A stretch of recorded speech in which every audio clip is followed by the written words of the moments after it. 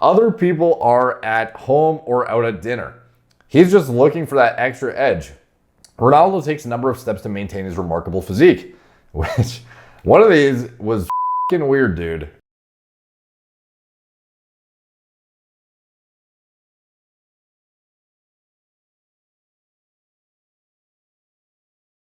What's up, guys? Derek, moreplates.com. Today we are going to be talking about Rio Ferdinand was left stunned, fucking stunned, entering Cristiano Ronaldo's house. It sums up his mentality perfectly. And it is a very interesting tidbit of information about some recovery practices that Ronaldo does that probably no one else fucking does that, you know, may set him apart. And it was, is it like the chicken broccoli fucking thing? Like, you remember how there was that article claiming all he eats is chicken, broccoli, and rice? And it was, you know, obviously it was a very jokeable, it's not even a fucking word, and obviously a funny thing to see given the historical, you know, chicken, broccoli, and rice jokes on this channel with all the celebrities and shit. So of course we covered it, but his diet is actually more diverse than that, go figure. So is this actually accurate? Well, we'll see, but I'll dig into it and give it the benefit of the doubt, but take it with a grain of salt. But basically, Rio Ferdinand went to Ronaldo's house and apparently uncovered a pretty significant secret about the way he gets his body in tip-top shape. So anyways, Manchester United legend Rio Ferdinand has revealed why he was left stunned after entering Ronaldo's house in a candid chat with boxer Anthony Joshua. Ferdinand spoke to Joshua ahead of his WBO, IBF, and WBA heavyweight title defenses against, holy fuck, Alexander Usyk. Hopefully I said that right. On Saturday evening, Joshua asked the former England international on William Hill's YouTube channel what he could do to reach the elite levels Ronaldo does aged 36. He replied, "I think you've got to be brave. People never talk about Cristiano's bravery." Picture of him deacon some other fuckers. He was brave to take risks. He came over to another country. He was brave to remain the person that he was and didn't change really. He became obsessed with the sport that he chose and then drilled down into details, which was building a team around himself. I went around his house one time and I walked in and he had about 6-7 people sitting in his front room. I said to him, "Chris, who are all these people, man?" He was like, "That's my personal masseur, my nutritionist, my doctor, my physio, my chef." He had all these people, and back then no one was doing that. He was a visionary in that sense. He was just looking for every little detail that's going to enable him to improve. He'll send me a picture and he's doing deep water recovery sessions in the sea. He's driven 2 hours to get there when he was in Turin with Juventus? I don't fucking know, guys. Other people are at home or out at dinner. He's just looking for that extra edge. Ronaldo takes a number of steps to maintain his remarkable physique, which one of these was fucking weird, dude, and very, very noteworthy. So here, one of those is an irregular sleep schedule, with Ronaldo sleeping up to 5 times a day for 2 hours apiece. Another is his diet, said to be strictly organic and rich in nutrition. So, you know, probably not the chicken breast and broccoli diet, unless this is indeed the same article. Unbelievably strict diet. Let's see. Former chef spilled the beans on the Manchester United incredible diet. Revealed what was on his menu day to day. Boom. Fish, chicken, veal, eggs, avocado, coconut oil, and black rice. You have to take care of your body as if taking care of a Ferrari. Okay, so obviously a bit more accurate than the chicken, broccoli, and rice, presumably.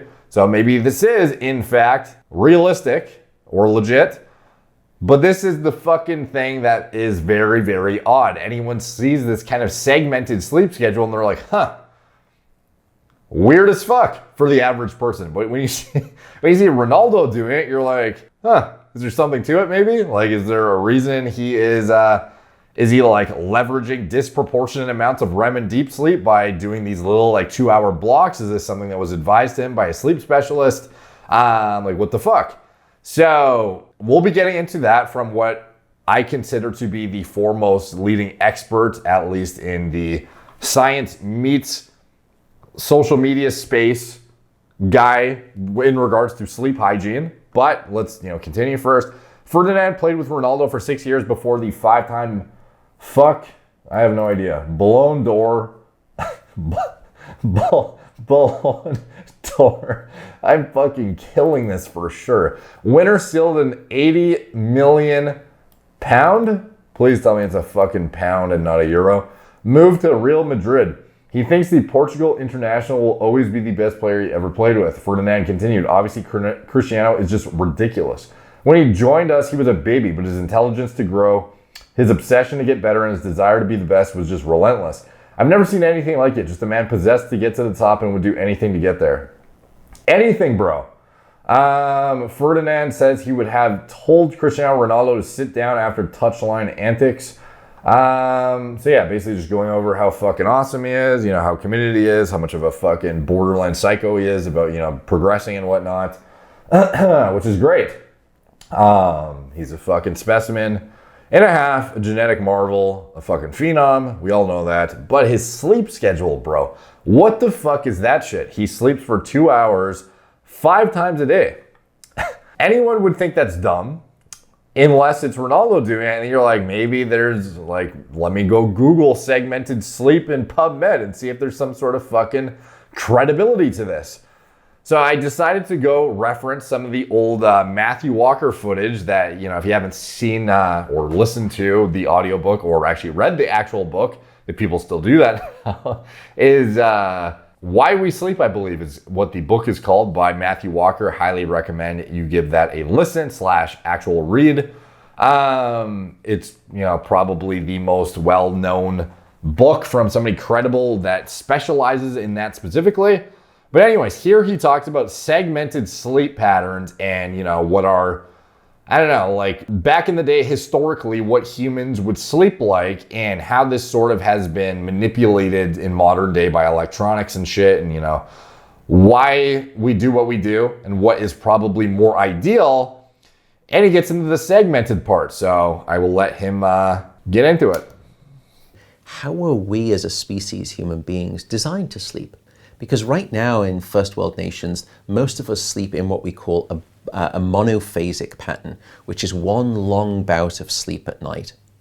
What's interesting, however, is that if you look at cultures that have not been touched by electricity, they don't sleep the way that we do. They sleep in what we call a biphasic pattern, and they get about 6.5, 7 hours of sleep at night, and then they will often have this siesta-like nap in the afternoon. And in fact, if you actually measure someone's brainwave activity throughout the day, right around that sort of post-lunchtime period when, you know, if you're around the meeting table at work, you'll start to see, you know, a lot of, you know, these things going on, these heads not. Yeah, so first of all, like I personally do the 8-hour sleep, or at least I try to, but it's, you know, one big block. And I don't nap ever. To me, trying to nap in the middle of the day throws me off so fucking much that, like, if, like, for me, the process of waking up and getting like ready, getting my brain into a like alert state and like ready to fucking go, I can't imagine having to do that twice in a day. Now, maybe it would be different if I tried this kind of like splitting it up routine, but for me, I can't see it really working, and I can't see myself being able to sleep. Well, actually, I just got blackout blinds installed finally, so maybe I could actually do this, but otherwise, there was no fucking way I'd be able to sleep with tons of sunlight shining into my bedroom, essentially. So, trying to sleep in the afternoon. But what I can say, though, is if you're having a giant meal, you'll often note if you're not in a state of ketosis or you have, I don't know, you're eating a large amount of food, especially when it is carbohydrate dense, you'll often encounter a fatigue that ensues after eating. Now, obviously, if your insulin sensitivity is better, or a myriad of other factors, or you have enhanced nutrient partitioning because you go walk it off and shit, whatever it is, there are ways to kind of attenuate this. But in general, for me, I'm the sharpest when I'm fasted by far. And once I eat a giant carb dense meal, my mental clarity and sharpness very, very starkly diminishes. It doesn't go to fucking zero where I'm a like complete idiot, but throughout the day, it gets progressively like more and more like fatigued / brain fog / ready to, wrap it up and just like can't fucking focus on shit properly. So like I get probably like a solid 8 hours of like maybe 6 to 7 hours of like really high quality, sharp attention. And then after that, especially if I eat, it gets significantly worse to a point where after my first big carbohydrate dense meal, I would say my mental clarity / sharpness is maybe like 60% of what it was prior. Now granted, if I ate like right when I got up and didn't have any sort of intermittent fasting window, would that be the case? Probably not. I'd probably still have, more sharpness, but I could see anytime I've done it, even if I wake up right away and I force myself to eat like a very carb dense meal, mental clarity drops at least like 20% personally. So but in addition to that, the kind of like fatigue that ensues from fluctuating your blood sugar extremely significantly with a big bolus of fucking calories can definitely put you in a state of like ready to take a goddamn nap. Like how many of you guys have had, a big family dinner and you just go lie on the couch and pass out after, when it's not like when you sat down for that meal 45 minutes before you were tired at all. Like that is an example of sort of what ensues here with this, like siesta thing he's talking about. So I can see how this could actually make sense for some individuals, or it would sort of make sense in a like ancestral context, but let him continue here. It's not people listening to good music, it's actually that they're giving way to what we've identified, which is a genetically hardwired, pre-programmed drop in your alertness right in the afternoon period. Some people think it has to do with having a big lunch. That's not true. You can... Yeah, literally just disproving what I'm fucking saying as I'm talking. I didn't watch this verse before, by the way, but I do, to be honest. Even if there's something hardwired, there's a pretty fucking obvious shift in mental clarity when you slam your system with carbohydrates in general. Like, I don't think there's a coincidence that no matter what time of day, you slam a giant mega fucking meal. Now, this is different for everyone because some people, they can't even function without a good breakfast. They're like, going borderline hypoglycemic and need a fucking breakfast to function. A lot of people will do better fasted though and have that sharpness and mental clarity, and will notice when you slam a shit ton of food, the fatigue / mental like brain fog does, start to come into the picture a bit more. It's not just this hardwired response that Matthew is discussing, although I'm sure he is probably more qualified to give a fucking, subjective kind of conclusion on the whole like segmented sleeping thing, obviously. But I'm just trying to give my illustration of a situation in which like I can understand where this would have a compounding effect that would make this, potentially a viable strategy for somebody who is otherwise just being a useless fucking worker anyways. Like if you're at your job or you're doing anything and you're just like dozing off and you're being, a lazy motherfucker, maybe if you could take an hour and a half nap or something and then somehow be super sharp again rather than just sitting there like a zombie, maybe a better strategy. Actually have people not eat and they still have that drop in their alertness. And it goes back to that hunter-gatherer tribe data. Perhaps we as a species were not designed to be sleeping in this long single bout. Perhaps we were designed to be sleeping biphasically rather than monophasically. There you go. So anyways, I do think the food plays a big role too in terms of, if you slammed, hypothetically, if you had a giant cheat meal right when you wake up, like tell me your brain fog is not very clearly there, But anyways, yeah, like the hardwired thing. Anyways, it does this sort of reinforce Ronaldo's like weird fucking sleep 5 times a day for 2 hours schedule. Well, breaking it into like, one block and then another block in the afternoon, I guess is reinforced through, ancestral patterns and whatnot. However, the Ronaldo thing takes it to a whole fucking nother level. Not only is he sleeping he's sleeping twice with the, hunter and gatherer shit. He's sleeping an additional 3 times. Only for 2 hours each though. Like, are you actually getting into adequate REM and deep sleep during these little blocks? For him, obviously it's fucking working if that's actually what he's doing. But I found this pretty hard to wrap my head around, that he literally, a guy with a family, a guy who's training all the time, a guy who is, like, I guess if your life revolves around performance and recovery, then maybe, and you have people doing like everything on a whim for you, then maybe you can make this work. But I mean, like, can you imagine waking up and you're only going to be awake for like fucking 2 hours and you're gonna go to bed again? And it just doesn't make sense, like how this is cohesive with his life whatsoever. Sleeping 5 times a day, like you would be going to bed every fucking, like what the fuck, 2 hours a piece and going to bed 5 times a day. Like how are you doing anything in your day, makes no sense to me. Like, I guess you could hypothetically fit it in because ultimately it's the same overall sleep around the clock. But I mean, like, I just can't see how the quality would be there, you know? Like, I guess he's sleeping cumulatively 10 hours.